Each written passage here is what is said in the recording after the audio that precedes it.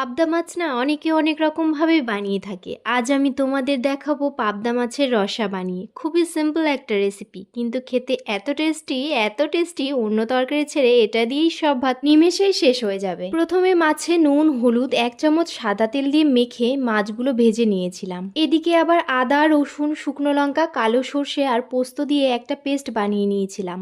এরপর কড়াইয়ে 2টো শুকনো লঙ্কা তেজপাতা দিয়ে পেঁয়াজ কুচি ছেড়ে ব্রাউন করে ভেজে নিয়েছিলাম। এবারে মশলা পেস্টটা ঢেলে সামান্য টমেটো পেস্ট দিয়ে নাড়িয়ে চাড়িয়ে নিয়েছিলাম। এরপর পরিমাণ মতো হলুদ গুঁড়ো স্বাদ মতো নুন দিয়ে কষিয়ে নিতে হবে। খানিকক্ষণ কষিয়ে নেবার পর দেখো কষানো মশলা থেকে বেশ সুন্দর তেল ছেড়েছে।